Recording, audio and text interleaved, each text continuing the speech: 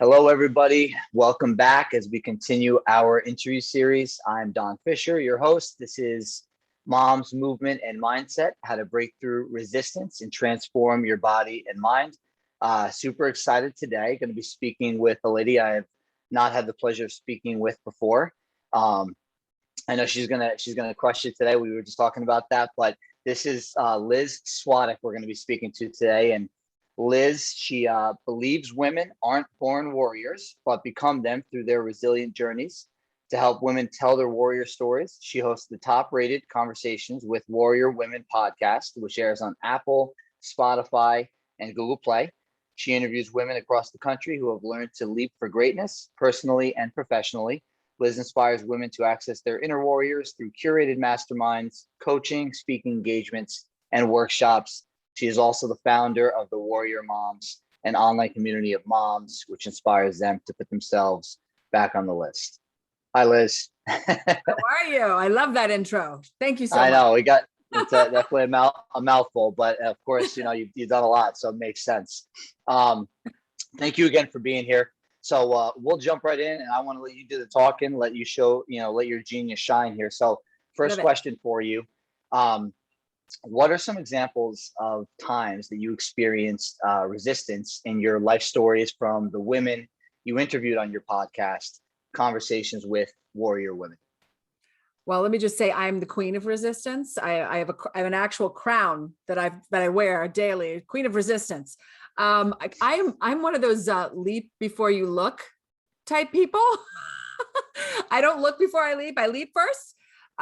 But even with that kind of mentality that I have, I definitely have struggled with resistance, whether it be, trying to lose weight and working out little things, or writing, getting myself to finish something, writing a book, whatever it is. But my biggest, I think my biggest time I've kind of had to overcome resistance was I had to let go of a really toxic relationship with my sister. And that was something I resisted for 40 plus years, not letting that go. But the letting go of that was like the door opening to so many amazing things in my life. And I love my sister, but it's just, we just can't make it work for some reason. So point being, you can have little resistances, you can have big resistance, but either way, pushing through it, as you know, is sort of the key to it all. And interviewing the women on this podcast, Conversations with Warrior Women, I meet all these amazing warrior women. And here are some kind of examples. Katie Chin, who was a executive at Fox, but her mother moved to this country with, $5 in her pocket and built a Chinese food and restaurant empire. And so Katie resisted going into that business. She was like, no. My mother made me work like I was in a sweatshop, cooking with her growing up. I am not going to do this business. But when she stopped resisting that, now she's taken over her mom's legacy and has this incredibly successful business, Katie Chen, and 10 cookbooks. She just had her last one released. So that was a form of resistance that she kind of overcame, resisting who you really should be. And then I think another form of resistance, another guest that I think of is a celebrity actress, Amy Brenneman. Yes, even celebrities have resistance as well. They do. So Amy Brenneman told me she was always wanting to be liked. So she wanted to resist someone not liking her, which is kind of hard. We're not pizza, Don. Like, not everybody likes us. Like, we can't help it. We're not tacos. So people didn't like her for certain things. And she didn't realize that was letting go of people liking her, stopping resisting that, and just speaking her truth and whatever she felt like her opinions. She really grew into herself, and she felt so much better once she stopped kind of trying to get everyone to like her. So I feel like, through the podcast and through my own life, again, I'm the queen of resistance. I have my crown. Yeah, I wish you were wearing the crown, but I mean, I can definitely, I mean, it looks, the hair, it's shining just as if you had the crown on. Yes, so exactly. Yeah, it sounds like there's a lot of, just given your experience and the two examples you gave from the ladies you spoke with, it sounds like there's a lot of acceptance involved. Instead of, like you said, instead of like pushing against, or maybe trying to make something happen, kind of accepting what, like you said, your truth is. Right. Well, I mean, I also think, like they always say, right, what you resist persists. Persist. Yes.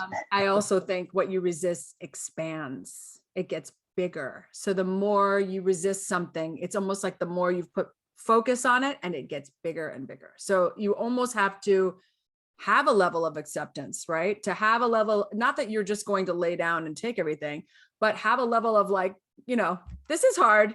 I'm going through this right now, and kind of, work your way through it.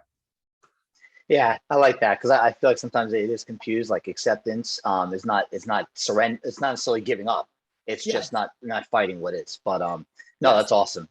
Yes. Okay, cool. So with with when we have people who want to move forward with a specific goal in any kind of arena here, are there any tips that you could give them when they are coaching with you for overcoming fear or anxiety?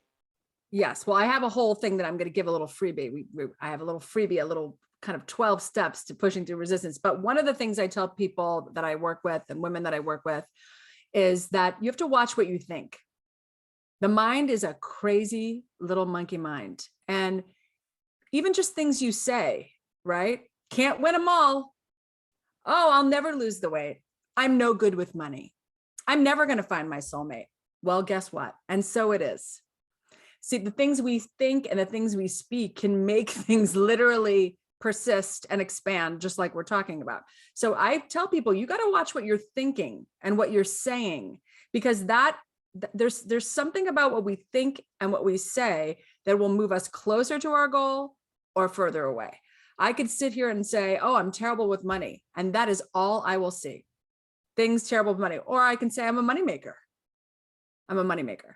And watch how the money comes to you. It's that kind of mindset. It seems so simple, but you have to be aware. You can catch yourself. I would catch myself saying, you can't win them all. And I was like, oh no, don't say that. No, I can win them all. I can win all the time. So it's funny. You have to kind of be aware of the things you're thinking and the things you're speaking. So that's one thing I say. And then another thing I tell everyone I work with is you really can't overcome fear, because really resistance is fear, right? Like you're afraid to do this thing because it doesn't feel safe. It doesn't feel familiar. You're like, you feel scary. But there's no such thing as really overcoming your fear, because your fear keeps you safe. Like it's my fear that lets me not walk into the Grand Canyon. Like I'm not going to just go off the cliff and write down, right? That's my fear stopping me. But there's that other fear, right? So there's I'm not going to walk into the Grand Canyon fear. But then there's this other fear, like, oh, I don't want to do this with you. I don't want to be live on a on a Zoom with you doing this interview, or I don't want to be on a stage, right? That's fear too, but that's not a real fear. That's not the same as lions coming to eat you, right? So then you have to kind of manage that and say, oh, okay, hold on. That's not real fear. This is just something I need to kind of move through so I can still do what I want. Maybe you're a little nervous, but you have to, that's one of the fears you have to kind of move through and let go. So yeah, I mean, it sounds like just from what you're saying here, and if I'm hearing it correctly, it sounds like one, you got to manage your mind, right? The thoughts that are coming through, kind of be aware that they're thoughts and they're not necessarily facts. And then also, the transformation, I think a little bit from what you're saying is kind of more like internal to like external, and not so much the other way around. Like I want to be rich, but like I can't wait for the money to come in. I need to start thinking like, oh, I can make money, or I can have that new relationship. Or I'm already rich. What if you could just give yourself that feeling? What's it going to hurt? What if you could get the same feeling as if you're already rich just now? What if you could just get yourself in that state? Isn't that going to help you make more money? Just feeling that feeling. So you don't want to be feeling, right? Like I never make any money. I'm horrible. Beat myself up. I can't make any money. Then you're just walking around. Does anyone want to give you money? When you're walking around like that, I don't want any money. No one gives me money. Like that's not, but if you have this feeling, and if you can create this feeling in yourself where you already are rich, you already are acting like a rich person, you're a money maker, then people want to give you their money. You're a money maker. So it's kind of, it's as much as it is psychological and watching yourself and all this stuff, it's just what people are getting from you too. Like your vibe is really what it's going to attract. So if you want to make more money, you have to be a person that feels like you are a money maker. Gotcha. Yeah, no, I like that because even the verbiage I just put out there, you checked me real quick, and Yeah. I love that because it was like, wow, yeah, you're right. It's absolutely that's the way it should be. But obviously easier said than done. But still, Yes. it's like it's something I feel like you gotta having that awareness and working through it. It's worth it. From Yeah. what you're sharing here. Long-term Yeah, and benefits. it's Um, practice, right? Like it's not just like you just like one day to make your decision and you're just going to always feel that way. It's about catching yourself when you're in those moments, making those statements. I'll never find my soulmate, right? No, that's not, check that. Like, no, that the perfect person is out there for me. There's someone out there for me, and you just know it. And then that's what you're focused on, and that's what you're feeling. You're feeling the greatness and the gratitude of that. And then you're going to meet somebody that is that person because you're already projecting that and you're putting that out there. yeah, it sounds kind of like a little bit like compound interest almost. Like the more you do it, the more it like kind of builds on itself. Yes, 100%. Don't hit your crown now. Don't hit your crown. Okay. Yeah, you hear it, see it right there? Yeah. Okay. I got you. All right. So why do people experience resistance when they know they want to change something in their lives? You know why? Because it's all on us. And taking that radical responsibility is like putting on the ultimate big girl pants, like big boy pants. Like this is big boy pants time. Radical personal responsibility. That is really what it takes. That's what it takes to change. So when you know that you are the problem, bad news, you're the problem. But the great news is you're the solution. So when you know you have the power to make the change, when you tell yourself it's actually me getting in my own way and I take responsibility for that, then you can also make a choice. Because I think also people get into this little mess where they're like, I want to lose weight. Perfect example, right? I want to lose weight. Do you really? Do you really? Because a person that wants to lose weight is working towards that, whether they want to or they don't want to. Or are you kind of just interested in losing weight? Meaning, on the days you're feeling great, you're going to eat well and exercise. But on the days you're feeling bad, you're going to eat like crap. Like, are you interested or are you committed? So I think it's also not beating yourself up for that. Maybe you're just interested in losing weight. Maybe you're not really committed. You got to ask yourself and be real with yourself and say, am I really wanting this change or not? And if you're not really wanting the change, you're just sort of interested, then maybe let it go. Rather than beating yourself up every day. Oh, I ate bad again. Maybe you're just not committed. Maybe you're just interested. I love both of those points you just brought up because that played a huge part in the shift in my life. Where first was I realized that the world, like things weren't happening to me, they were happening because of me. Right. Yes. That was one. You're the problem. And it's something I say a lot to my clients is if we allow our emotions to dictate our behavior would be all over the map. So like to your point, if I want to work out, right, but I don't feel like it today, okay, that's fine, but I'm not going to get where I want to get if I don't do what I got to do. Right.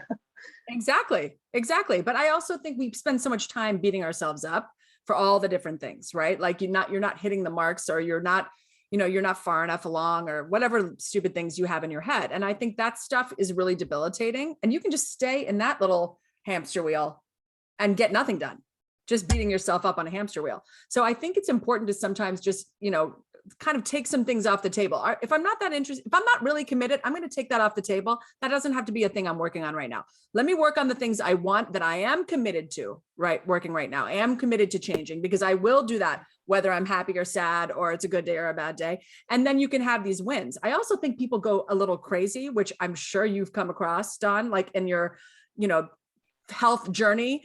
People are like, I'm going to start today and I'm going to lose 20 pounds in a month, and I'm going to eat like a rabbit and all the things. It's like, how about start small?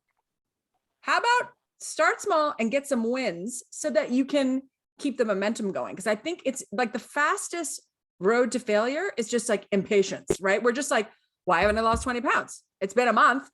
I'm done. But you really have to kind of patiently go through the process. And you also need to take little steps. It cannot be like you wake up tomorrow and I'm going to run 10 miles. Yeah, it sounds like, all right, so let me focus on a high success rate activity first. Like, hey, 1 through 10, I feel like a 9 or a 10. 10 for argument's sake. I can definitely do this, and then Yes. do that until Yes. that becomes not conscious anymore. It's like routine, and Yes. then next. Yes. Yeah. I mean, I had never meditated a day in my life. And for my whole life, people are like, oh, you really should meditate. And I was like, oh God, stupid meditation. Like who in the world? And I'm like, I'm too busy. I got things going on and meditating. And what I realized was, okay, I need to just try it. And I need it to not be a thing. I'm not going to like get the tapes and the thing and the headphone and the special meditation room and get a crystals and the things. And I'm not going to do it for an hour. I started with 5 minutes. I put on my timer. I went out in the backyard. I sat in a chair, and it was hard. When I first started, I was like, I'd be like, open my eye. Is it up? Is it 5 minutes yet? Like looking at the watch. Like I did not want to do it. But now that I've done that, now I can go up to 15 minutes doing it.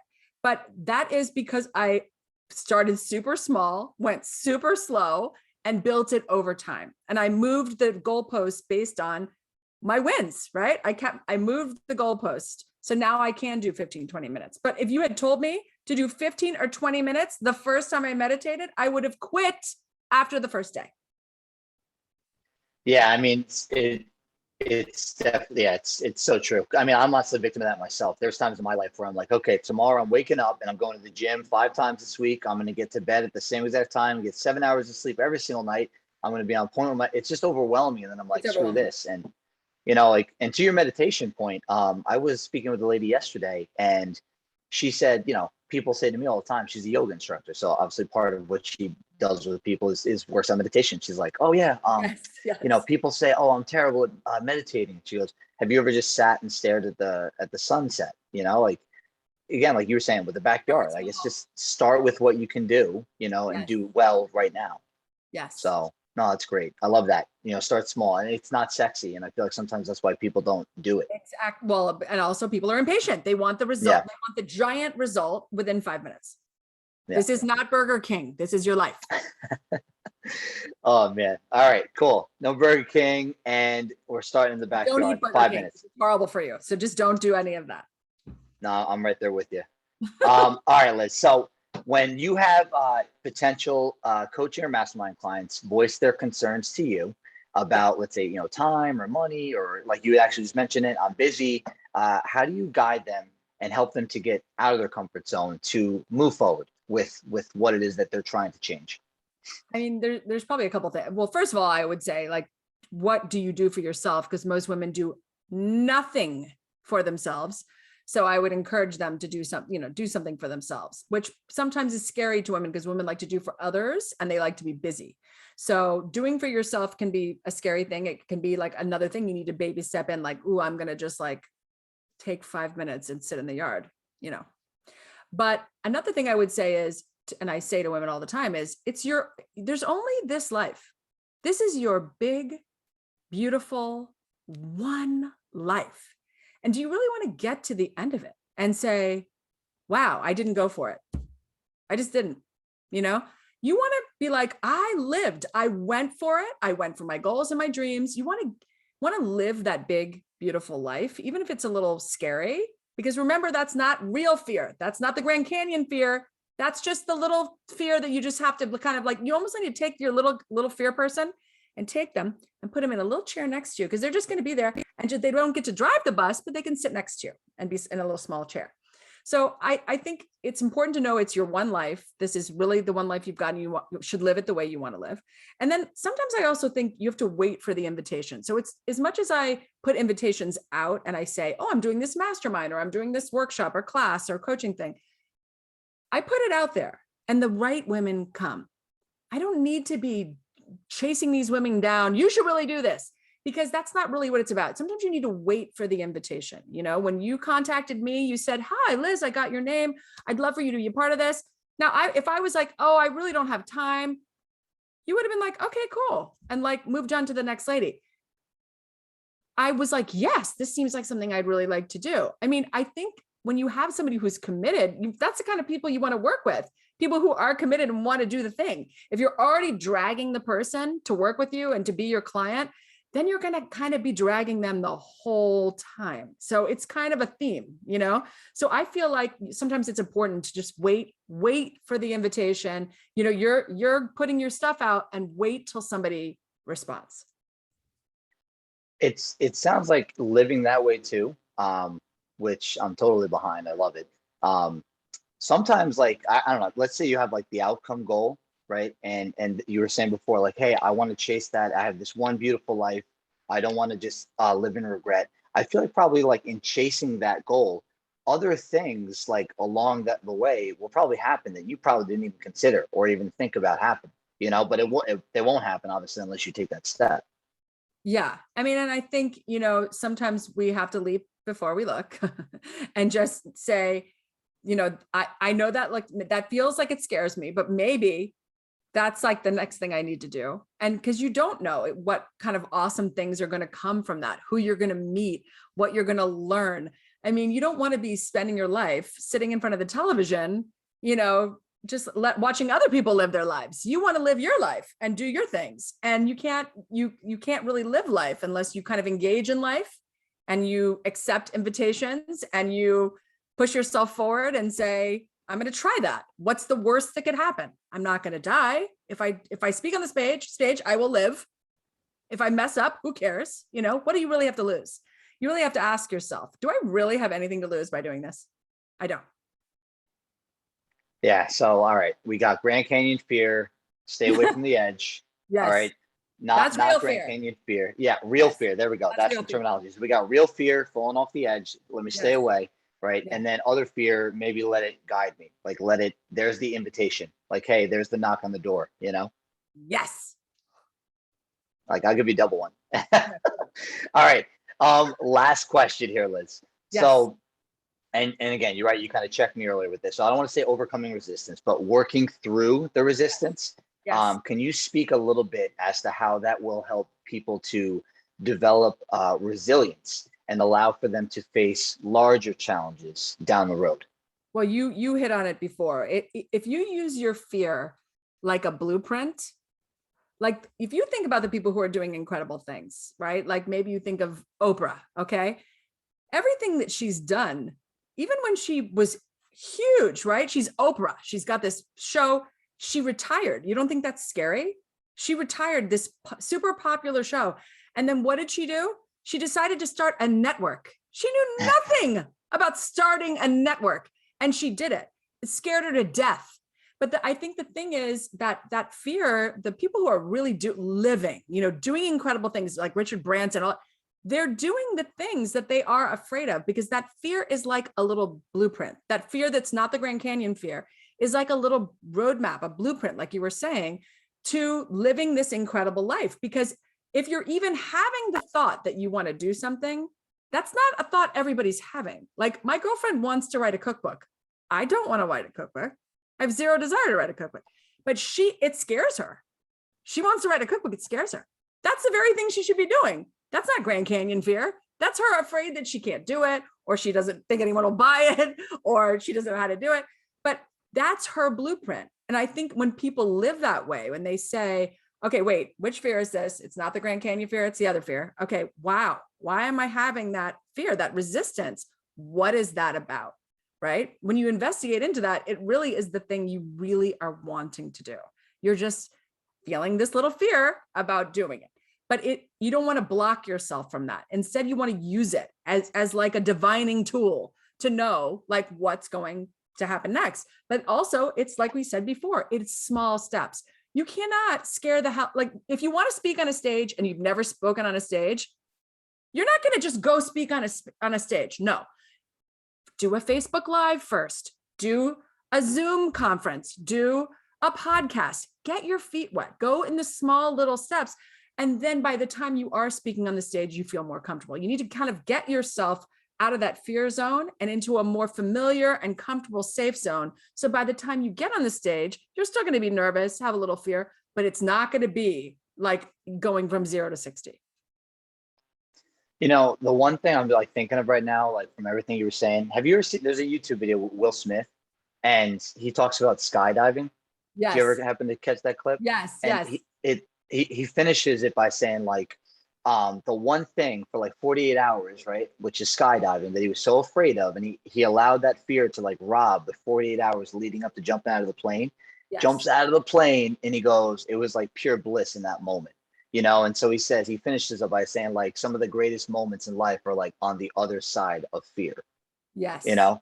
And it was just so powerful because so many people on this planet have, and like what you're getting at is like we have untapped potential, and it's yes. like we have the choice to put it out there, right, attract it, put it out there or not. Yeah.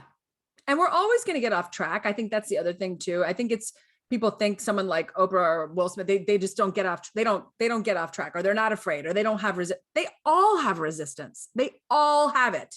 But what they are is they're amazing recommitters, right? They get off track and they don't go sit over here and go, oh, I'm terrible. I never do anything right. No, they go, oh, I'm feeling really low. Like I'm not happy. I'm feeling really off. Oh, I need to recommit again. I need to recommit to all the things all my goals and dreams. Ah, okay. Just going to get myself back on the road. They don't beat themselves up and waste that time. They notice that they're off. They're off their road where they're supposed to be, and they get back on.